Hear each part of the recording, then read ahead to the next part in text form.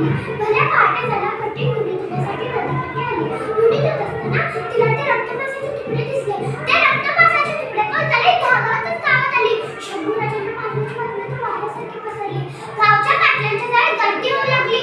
त्यांच्या मृत्यूची बातमी ऐकून अख्खं गाव गोळा झालं. नदीतून वाट काढत गोरखनाथ पुढे आले आणि म्हणाले, आपल्या शिवाजी राजाच्या लेकराचा रक्तमास गाव शिवारच्या बाजूला पडावा आणि आम्ही मात्र गप्प बसावा.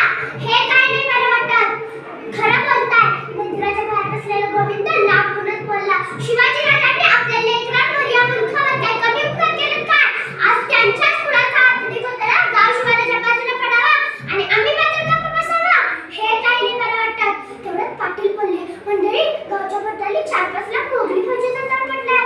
बादशाची ताकद लई मोठी आहे. त्यानं त्या तुकड्यांना शिव पण नका असं फरमान काढलंय. गर्दीतले कुणीतरी बोलले, खरं बोलताय. आज दिवसभरात आजूबाजूच्या खेड्यापाड्यावरची बरीचशी माणसं गायब पण पडली. आपणच कशाला बादशाला नजरे. आता रात्र झालेली. गाव पाटलाने निकाल दिलेला होता. गावकरी घराकडे परतले. पंजना पाटील मोठी जिद्दीची. तिने आजूबाजूच्या आयाबायांना गोळा केले आणि थेट निघाली पाटलीच्या वाड्यावर. आधी शिवाजी राजांनी शंभू राजांविषयी गोष्टी केल्या. त्या आठवणीने सर्वांची मने हेलावली. रात्र फार झालेली, पण तिथून कोणीच आले नव्हते. मंदिरातल्या गोरखनाथ कुणाला पाटलीने बोलवले.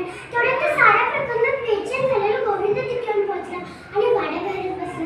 जनाई म्हणाली, आपण असाच केला आणि शंभू राजांचे तुकडे गोळा करून आणले तर बादशाह काय करणार? गाव जाईल इतकंच नव्हा. जनाईच्या बोलण्याने राधाई पाटली पेटून उठली. तेवढ्यातच गोरखनाथ बोलले, कधी कुठे आपल्या समाजाचं प्रेत आढळलं तर त्या प्रेतावर अग्निसंस्कार करून मनुष्य देहाला मुक्ती द्यावी. हे शास्त्र सांगते. आता साऱ्या लेकीबाई पेटून उठल्या. चला नदीकाठी, एकच आरळा. तेवढ्यात दामाजी पाटील उठून बाहेरून कडाडून बोलल्या, कारभारी, काय हा प्रकटपणा? उद्या बादशाहने गावात नांगर फिरवलं तर समजाल. राधाई म्हणाली, राजाचं नाक घारेगी त्यांना देण्यापेक्षा आपण आणले तर काय होईल?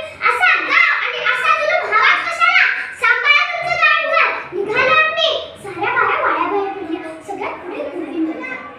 पाठीमागून सारी पुरुष मंडळी येत होती. साऱ्या नदीकाठी पोहोचले. त्यांनी कुडाचा चुला पेटवला. त्या ओरझेण्यात शोधाशोध सुरू झाली. शंभराजांचा हात, पाय, कान, शरीराचा एक एक अवयव सापडू लागला. कोणी नेसोजीत